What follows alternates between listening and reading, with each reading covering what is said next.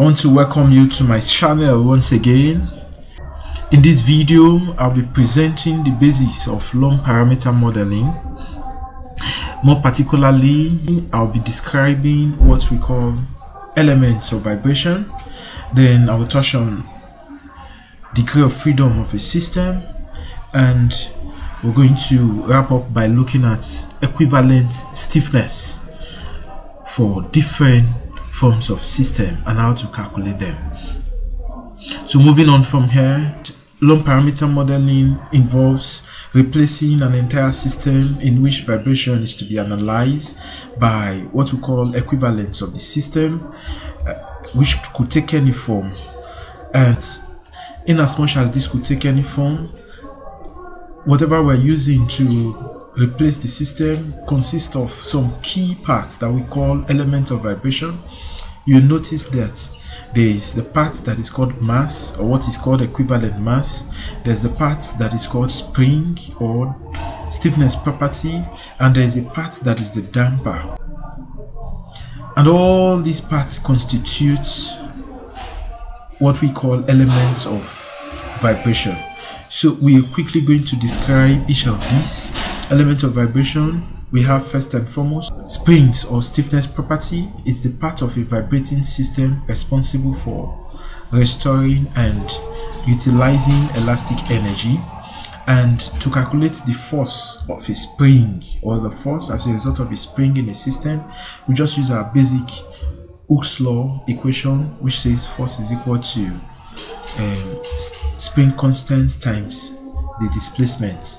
And of course, there's also a relation for the potential energy or the elastic energy in a spring, which is equal to half times the spring constant times the square of the displacement. Then there's another property, that's the mass or inertia property, which is the part of the vibrating system responsible for storing and utilizing kinetic energy. For this mass property, the force as a result of this inertia property is just the product of mass and acceleration, while the kinetic energy is a product of mass and velocity squared. Then there's another property, which is the damper or dissipating property of the system. Is the part of the vibrating system responsible for dissipating energy from the system. And the force in the damper is calculated by multiplying a particular constant we call damping coefficient by the velocity, while the work done in dissipating energy is given by a closed integral of the product of damping coefficient and velocity with respect to displacement. Finally, the exciting force is the last element of vibration and is the part of the system responsible for initiating vibration in the system. Degree of freedom. Degree of freedom simply is the number of independent coordinates that can be used to describe the movements of parts of a vibrating system. If the vehicle we're using as our case study here is modeled such that all of its mass is taken as one singular mass, and you have just one equivalent stiffness, one equivalent damping, such that it is only possible for the car to be oscillating up and down as a result of an excitation, we say it is one degree of freedom system. However, if we choose to model the car such that we take the mass of the car body and loads as one entire mass, and we take the tire of the vehicle and the accessories as another mass, it is possible to have just the mass of the car body and loads vibrating without affecting the movement of the tire, and it's also possible to have the same vibrating motion of the tire and its accessories without affecting the movement of the car body. Now in this kind of system, we say it's 2 degrees of freedom. We can have a man modeled as shown. This system has 6 degrees of freedom. So let's quickly look at springs in parallel and spring in series. A number of springs can be connected to a singular mass, such that one part of the spring is connected to the mass while the second part is connected to the ground.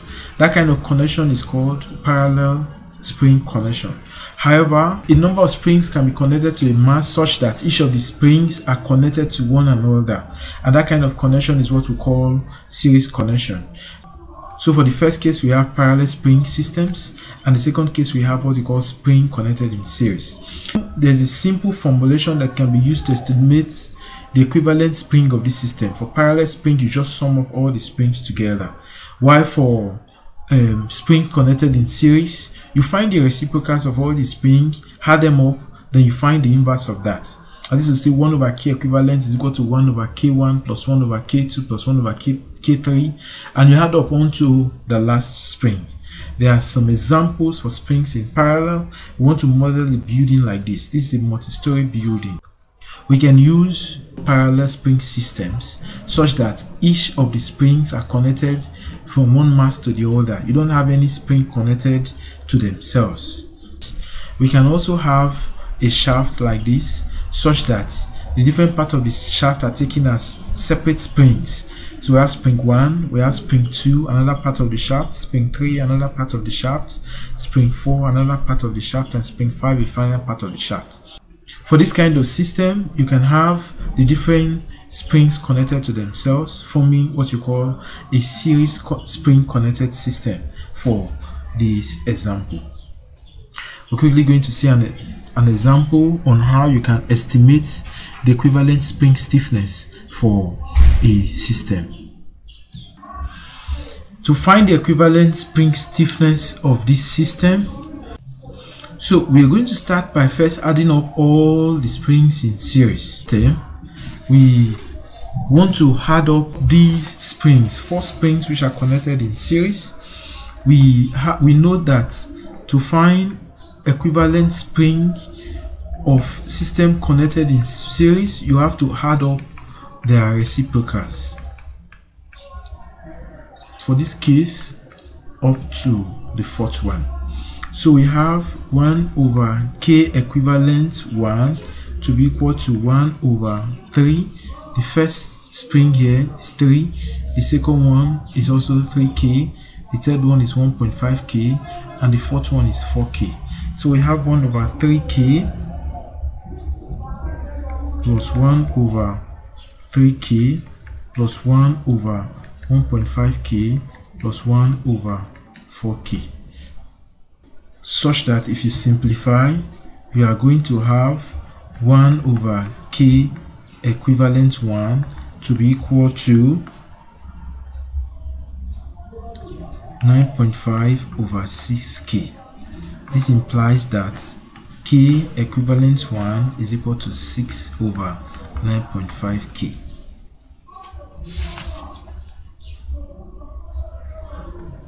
Then we have for the second spring system, where this one is in series with this. So we're going to have 1 over k equivalent 2 to be equal to 1 over k plus 1 over 2k, 3 over 2k, and k2, k equivalent 2 is equal to 2 over 3k. And the final case is the series connection of the 1.5k spring that is connected in series with the 2k spring. So for that third case, we have 1 over k equivalent 3 to be equal to 1 over 1.5k plus 1 over 2k. And if you work that out, you're going to get k equivalent 3 to be equal to 3 over 3.5.